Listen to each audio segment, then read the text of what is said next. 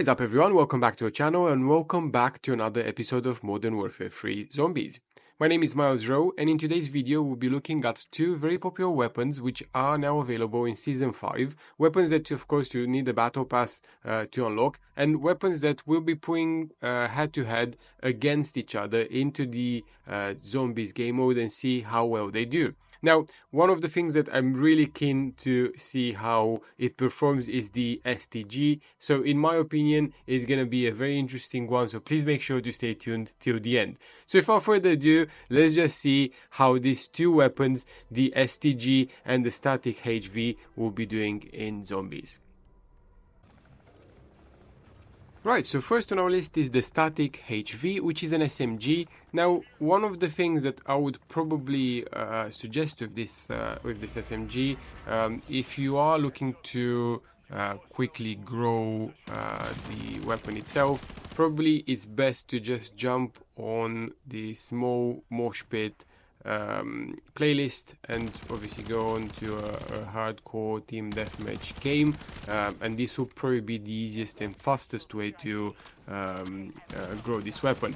Now, I think in terms of the actual build and the actual weapon itself, I don't know why this is a SMG. It does look like a bit of a bigger pistol, and you know, it's just my opinion here, but I do feel that despite it having a really quick fire rate, I wouldn't necessarily class it in the top of the SMGs.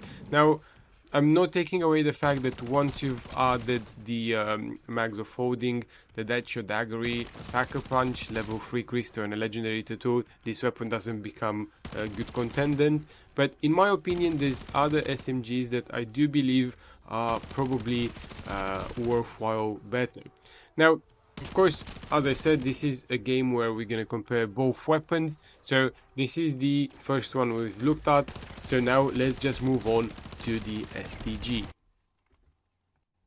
Right guys, second one on the list, it's the STG. Now, this weapon has a lot of history, and if you have been playing Call of Duty since the beginning, you'd have noticed this weapon being present since day one. So it's quite nice to see this coming back into the game, but also makes me wonder what's the reference behind it, because it doesn't fit in any of the universes of the recent games. So it's just maybe another subliminal message or hint to regards of the future title. But going back to the actual weapon, I think they did definitely give it a nice modern look to it, and it's not the classic STG that we are all used with, but in the same time it actually made me fall in love again with an assault rifle in Zombies. Now, the main thing that I would like to point out with this weapon is that as long as you unlock the bigger magazine, you're absolutely fine, and as soon as you have that unlocked, you'll be able to take this weapon into Zombies. This is the thing that makes the biggest difference. It doesn't unlock a huge ammo capacity, so once Packer Punch, you're only looking at about 100 rounds that you're going to play with, and even with the mags of folding, the top that you'll be seeing with this weapon is 550 rounds. Now, the main difference, however, is how well the weapon actually responds.